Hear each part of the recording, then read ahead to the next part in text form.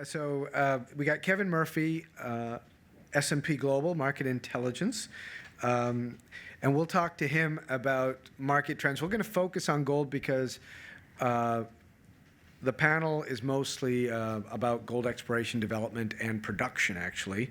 And we're talking about multiple jurisdictions. Once Jeff gets here, we'll talk about Nevada as well.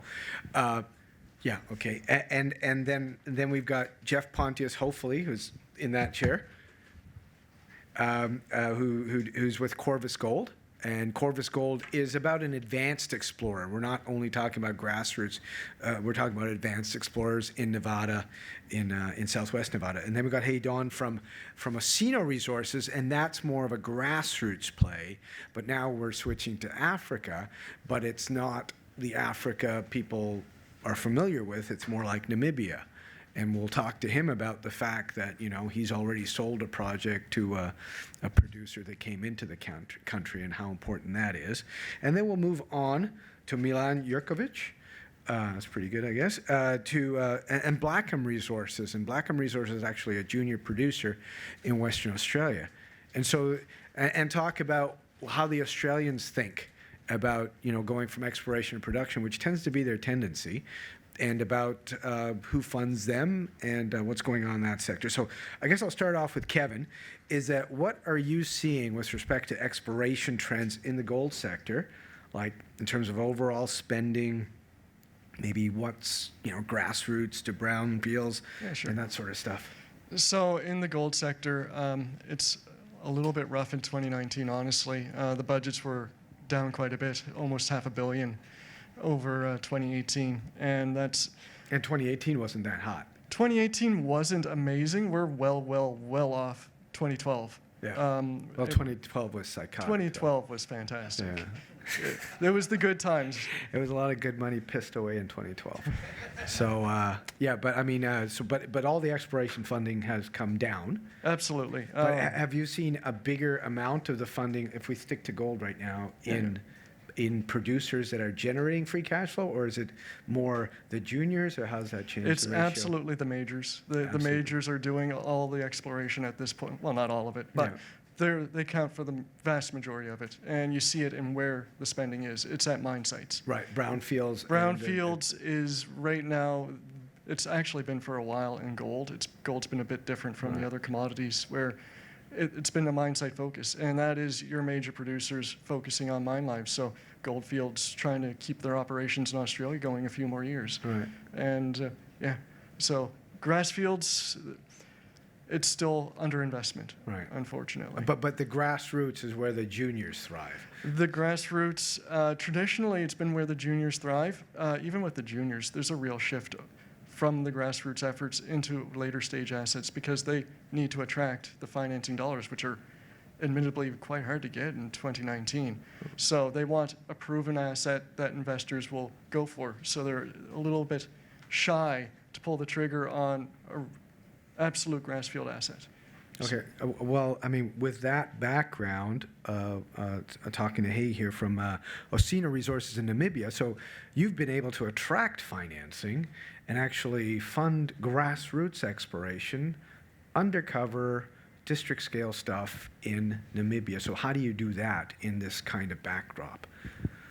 Yeah, how did you do that, I guess? Wow, it's been a challenge, but I mean, we got it right. I must say there were a couple of things that helped us. Of course, track record, having been able to develop and deliver a project and sell it to a major B2 Gold in this case has helped. So and that was Otjikoto. That was Otjikoto, yes. And so I've always I like being different. And I think the juniors, you need to dare to be different.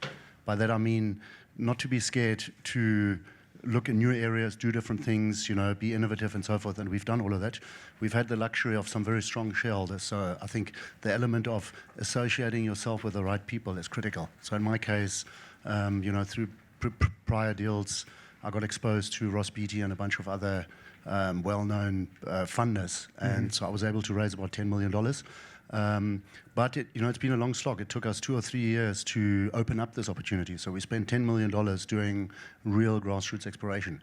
Now we've made a discovery, and it's exciting. So, but there's no silver bullet. I would say stick to your knitting, It's good quality, systematic work, good people, good geologists with big company experience, but also very important not to be blinkered. I think there's a lot of blinkered exploration going on in the world. People don't like moving out of their comfort zone. That's why brownfields, that's kind of the refrain.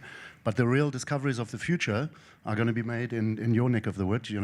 Sorry, what I meant is the Australians in Western Australia have shown where the discoveries are going to be made, and that's undercover. They've done that, a couple of companies like Gold Road and a few others. And I'd like to think that we are also on the forefront of that, and our discovery is similar. So. Okay. Moving to Australia, I mean, Australia's a bit of a different beast. I mean, I used to work there, but there's a tendency from the explorers to think all the way to production, which is not something the Canadians tend to think of. How does that mindset work with your investors or investors in Australia?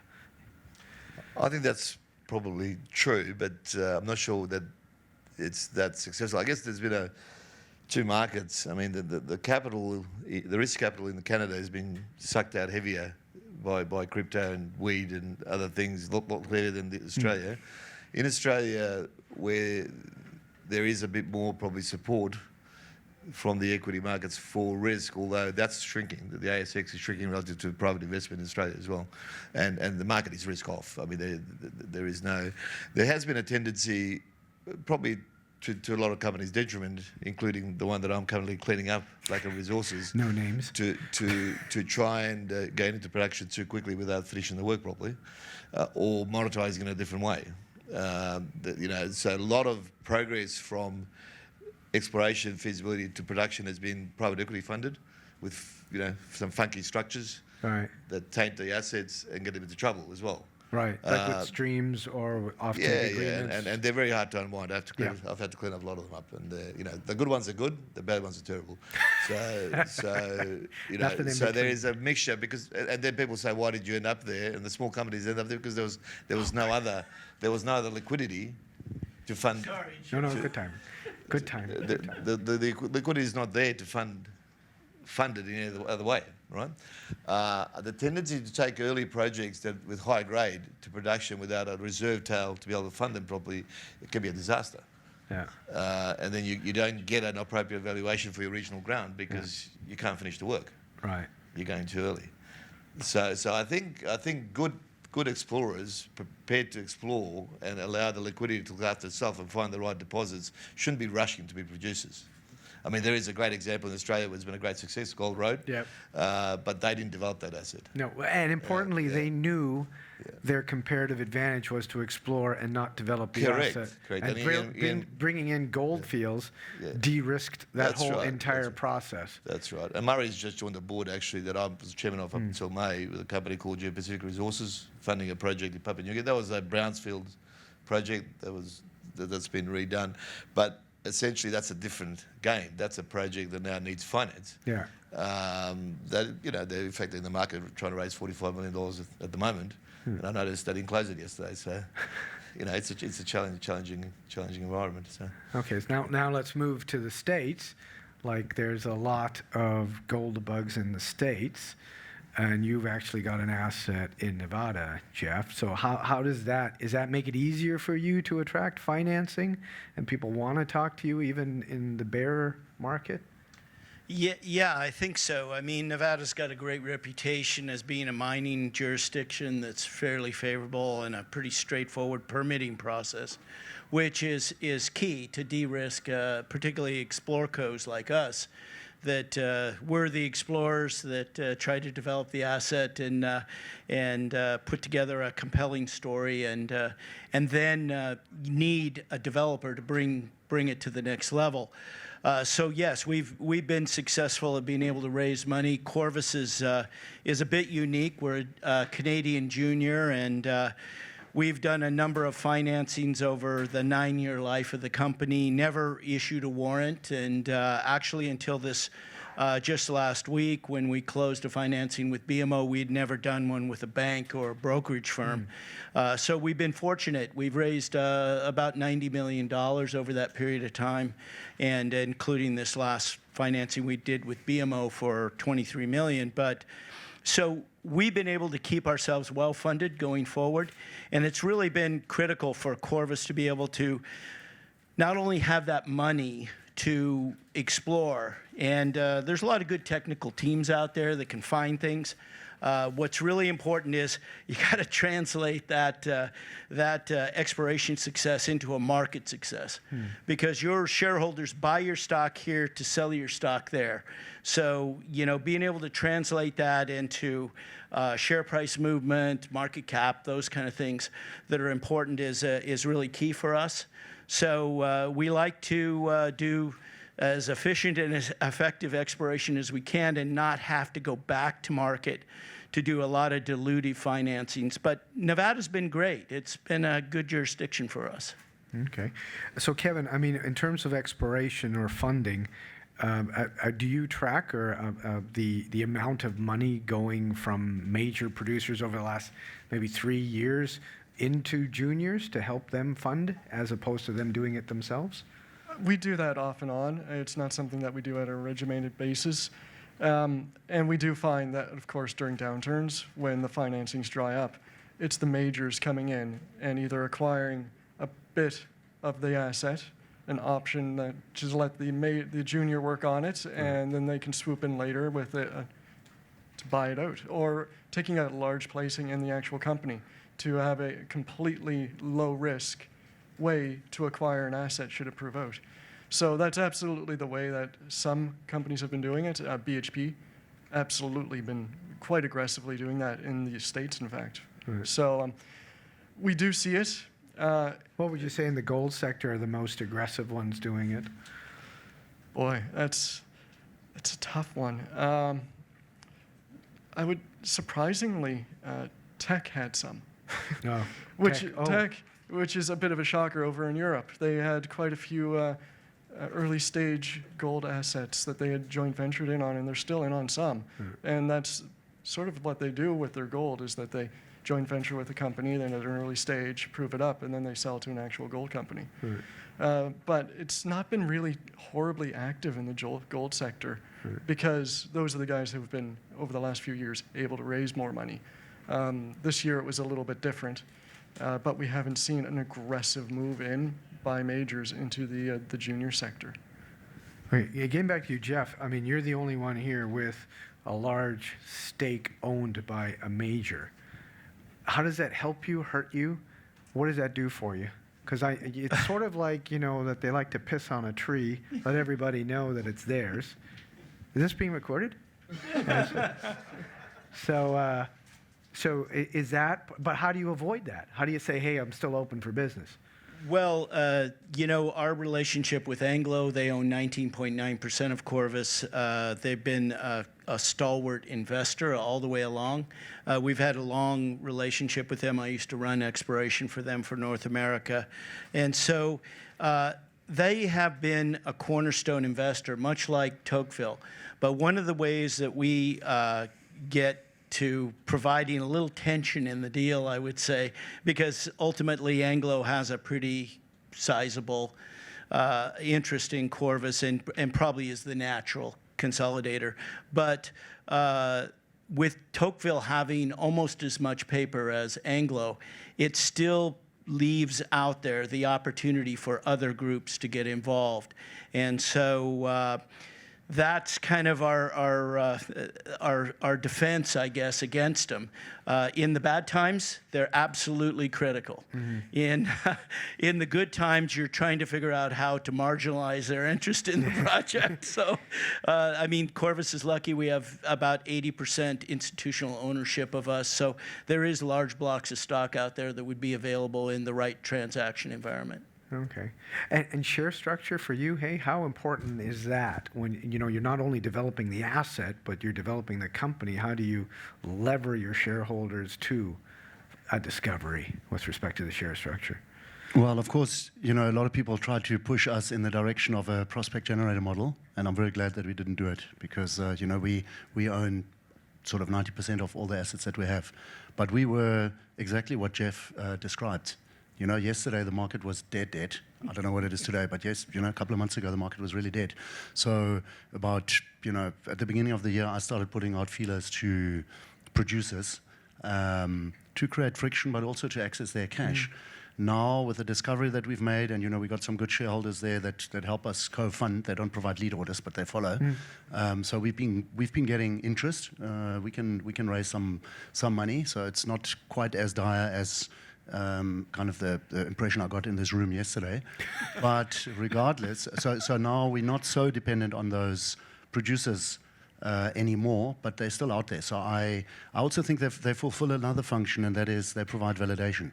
So like in our case, for example, we have deep conviction. We've made a real discovery, but it's large tonnage, lower grade.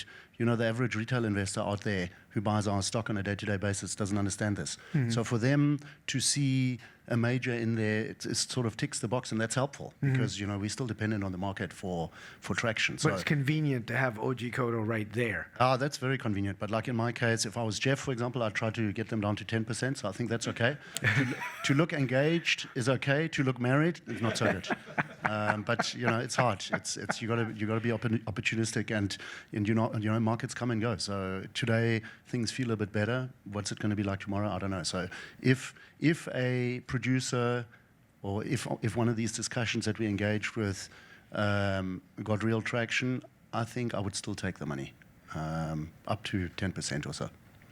As a validation of... As a validator and as a source of capital. Okay. Yeah. But as importantly as a validation for these people that don't understand the asset. Absolutely. Okay. So Milan, does that work in Australia as well? Like, is there a lot of that, or do you need that kind of validation because the mining history is so long, and there's a lot of people that understand mining that you don't need somebody else to tell you what it is? I think there's even a recent history of that happening. Newcrest is a classic example up in the Patterson province. Patterson, and elsewhere where they're taking positions like that. But look, the thing that I advise boards that talk to me today is that people get a little bit cute in this environment, trying to optimise how they fund themselves. When you've got decent money to stay alive, and particularly if you've got a big asset that in time will be big enough to attract the right valuations, you should take the money first. Because you don't want to be behind if you don't take the money, you might end up with nothing. So you've got, and it's a difficult situation. A lot of people have inflated views. The market is the market. That's what things are worth, and liquidity for companies is very tight. You're probably better off as an explorer that's got a large system with a corporate than a private equity group. Or some other, if you can get financial investors, institutions, sure. But institutions lecture you a lot about leaving the register or the wholesale asset available, but they won't fund you. Because they're looking for a certain product at a certain time, and there's a few around, but there's not enough of that liquidity for everybody. Yeah. It goes to quality and the few that can attract it. So it's not an easy environment to be in, but I think, in my view, I'm not an explorer. I'm more of a developer and a turnaround. And I've built 6 mines, and I've always explored around areas that we own. I would caution companies from explorers chasing short-term cash flow and going to production. They should be looking for quality assets that has a better long-term valuation. To vend later to a bigger company. Whatever, yeah. Okay. Yeah. So Kevin, in terms of exploration, jurisdictionally, where has a lot of the money gone? Well, this year, Australia.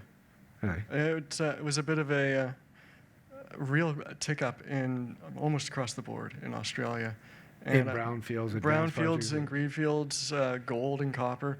It was a real bit of a shift. Part of that, of course, is budget timing, because Australians are the first year, yeah. They tend the end of year is June. Yeah, so they tend to budget before things get really bad. But they increased gold, and gold, if you think back to about this time last year, it was pretty unspectacular.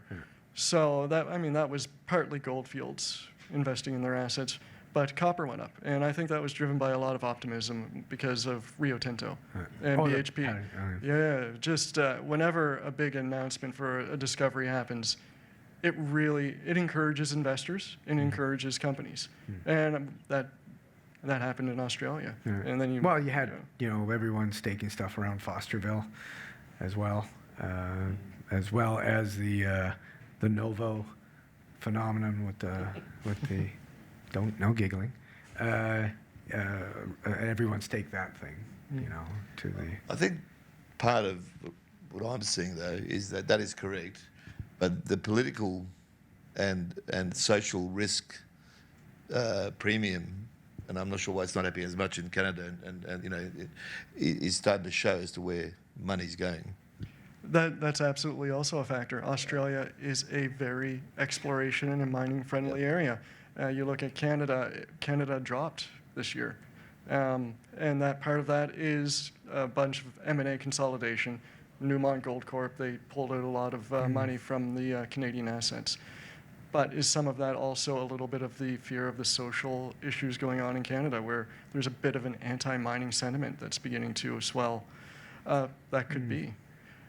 But Australia absolutely is such an easy place to do mining business. And if you're a junior, you have options. They have small, high-grade deposits there. They're shallow. Canada, you're looking at deep deposits. There might be high grade. So if you wanted to be a junior who's going to develop, are you going to go to Canada, or are you going to go to Australia? And personally, I'd go to Australia. I'm a Canadian, but I'd say Australia. Okay, now I'm going to turn this on its head, because so why are the Australians buying assets in North America then?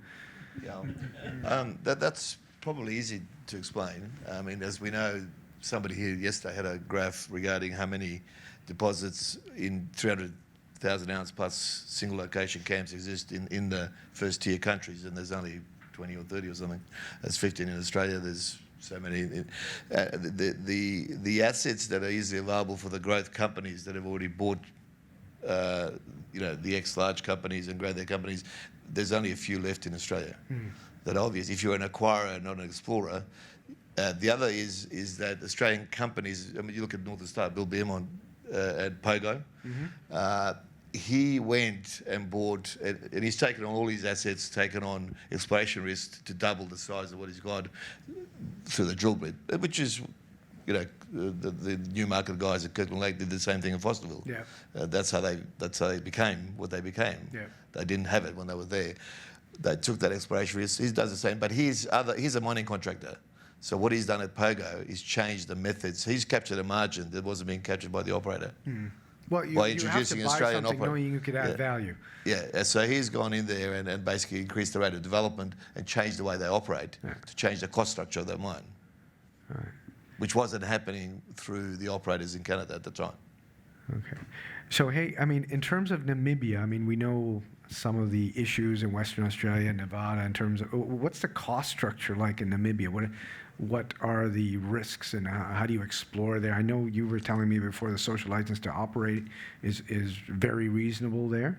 So what are the big risks, I guess, to operating in Namibia, you know, not including geological risk? I'll have to think about it. Maybe let me talk about the benefits and I'll get to the risks. But I know you no, the key factor that influences costs in Namibia is the exchange rate. We are linked to the South African rand 1-to-1, and as everybody knows, the rand is like the Argentinian peso. It's in bad shape, so it's down. We raise money in hard currency and we spend it in weak currency. So the drilling cost is a great example. We drill for RC. 30 meters, $30 a meter, you know, $40 a meter. Diamond, maybe $80 a meter. I think it's probably a third of what people pay in West Africa. In northern BC, you pay $380 a meter in northern. Yes. BC. Okay. Let me say that doesn't include assaying. So you got to. This is all in. Sorry. Add 50%, but still, it's half or a third of what you pay elsewhere. So, and the same goes for operating gold mines. I mean, you look at B2 Gold's numbers on their Otjikoto mine, which the project that I sold them, it's one of the lowest cost producers in the world, like $500-600 all in. And one of the big reasons for that is because their costs are local, and you know they're trying. So there's a big currency effect. So that's good. In terms of risks. I would say one of the key risks we deal with as an explorer is actually access, because you know you're dealing with ranchers like my own family. I come from cattle ranching family in Namibia. These people are generally well resourced. They can stop you. You know, we've like on our exploration where we made the discovery, we're dealing with one individual rancher and we got great relationships, but that's key. So as an explorer, they can string you along for a long time. So what we're doing is the next step is to actually acquire the land, the surface. Oh, well, that's what they're doing in Mexico. So if it's ranching area, if they find something, they You just gotta buy the that, ranch. yeah. But other than that, socially, politically, it's stable.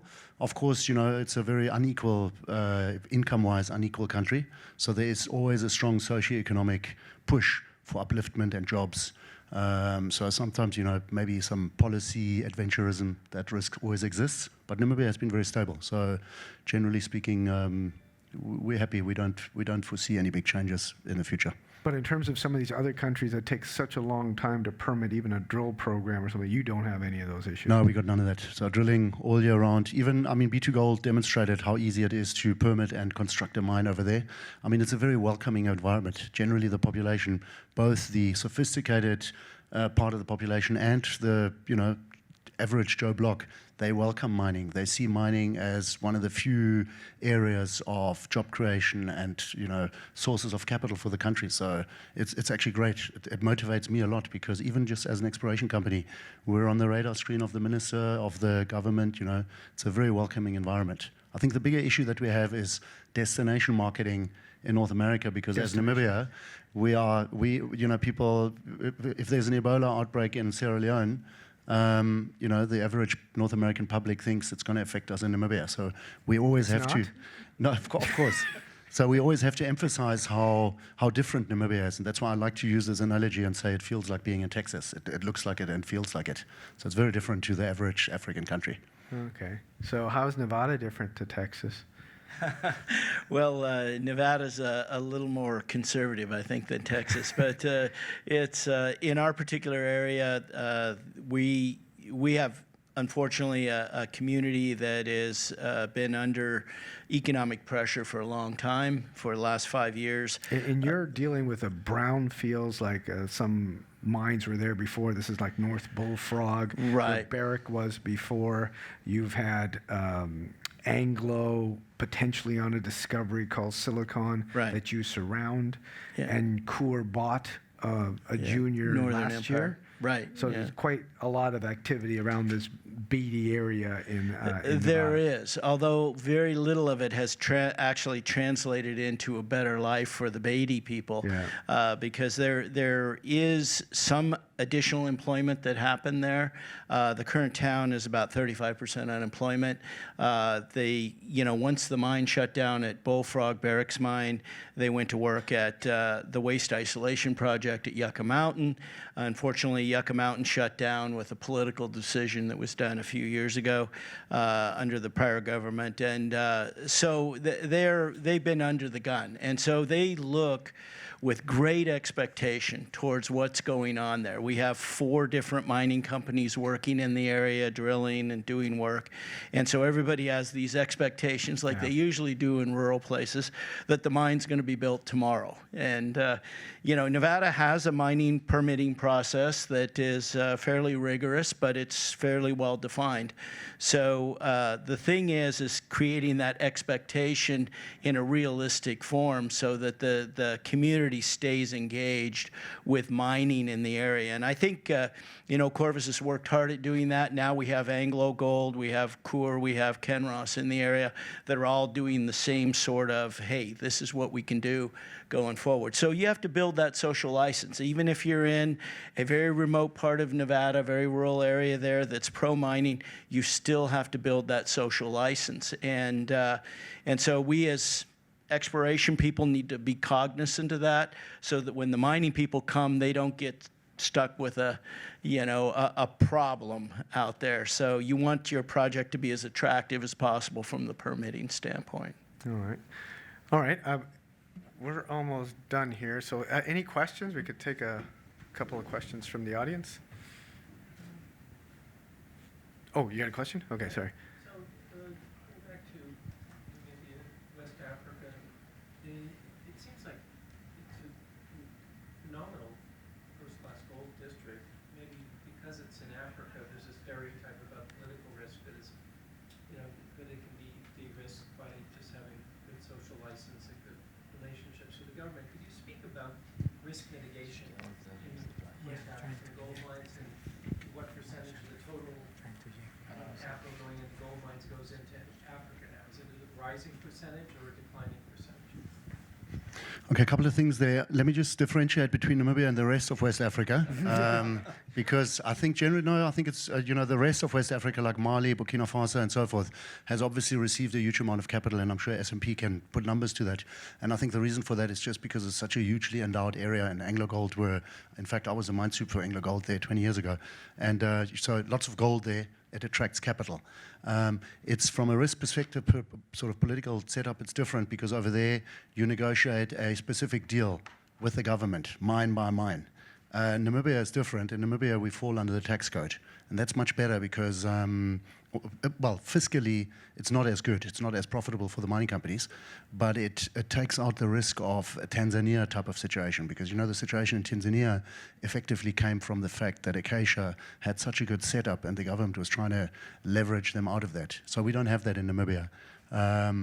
So generally stable. I would say the biggest risk is always a change in the regulations. That can happen. You see what happened in South Africa with black economic empowerment, and Namibia being close to South Africa, that risk exists. I mean, Namibia is known for making the wrong noises at times. They tend to say the wrong things, but they do the right things so far. And then I think that's it. So you asked about funding. Generally, I would say, well, for sure, exploration funding in Southern Africa is way down. I think South Africa, for obvious reasons, Zimbabwe, obvious reasons, Namibia. I think Namibia's got the problem that it's an unknown jurisdiction. Relatively speaking, there are 2 gold mines. B2 Gold put it on the map. And I think on an exploration sense, gold exploration, we're putting it on the map. But other than that, there aren't that many people. Namibia is known for uranium, but not so much for gold. It's better than the U.S. jurisdiction, which says and does the wrong thing at the federal level. All right. Okay, got a question back there. Is there a mic? That's it. Here comes a mic. With the gold price much higher and you have more incentive and also have new technology developing in the field so that the mine can mine gold in a much remote or otherwise not accessible area. Do you see that happening a lot yet? Thank you. Okay, this could be to. You want to take this? The mines are all getting deeper, so therefore that's helped by gold price.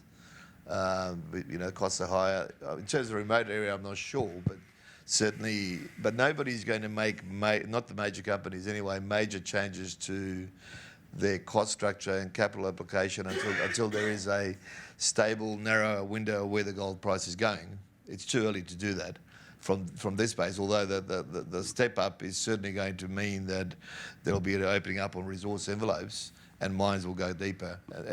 In Australia, the third dimension is where all the major gold's going to come from in the future. Well, right now we've seen, like over the last 3 years, a big reduction in reserves as people booked reserves at 1,400 plus. Yeah. And now they took that number down to 1,250. So there's a lot of ounces just sitting there that they could turn into production really quickly at a higher gold price. They don't need to acquire anything. They could just stick it right back into reserves. They took all those write-downs, but they could reverse them if they assume a bigger gold price. So I don't think right now in terms of the majors, they're thinking about going down the same path and building a $7 to $10 billion greenfield project in the middle of nowhere. And I don't think any of their shareholders want them to do that either. No, they'd be destroyed by their shareholders. The appetite's not there. They're more interested in maintaining their ops that they have going rather than going somewhere else. And speaking of remoteness, it's terrible, unfortunately. The more remote your asset is, the higher your costs are because infrastructure. Infrastructure is a major component for these mines. The more further away you are from the grid, the worse it can be. And if you try to power by diesel generation, that power is a massive cost input into a mining operation. If you're powering non-diesel when you could be connected to hydro, that's a massive price increase to your operating costs. So even though the price of gold is good and technology is slowly getting better, remote mines still have massive challenges. Yeah, you need something to be like world class, like Fruta del Norte, to make you want to go into Ecuador and develop something in a. They say it's not remote, but let's call it semi-remote. Say because like artificial intelligence, also some new technologies open up more opportunities. Yeah, I mean the thing is that like right now, like in Nevada, like with Barrick, one thing that they're already doing is a lot of electrification. They're doing all automated trucks now. Well, I mean not all, but they're testing automation in a lot of open pits right now. And so that's something, and like places like Nevada and then especially Western Australia, labor costs are huge. Any way to mitigate that is a positive. So yeah, there's definitely advances happening. Any other questions before we get a beer? Huh? All right, we're good. Okay. Anybody want to close this out? You want to close this out? I could close it out. Okay, I'm closing this out. Okay. Well done, people, and thanks for coming. And we'll see you downstairs somewhere. All right, cheers. Bye.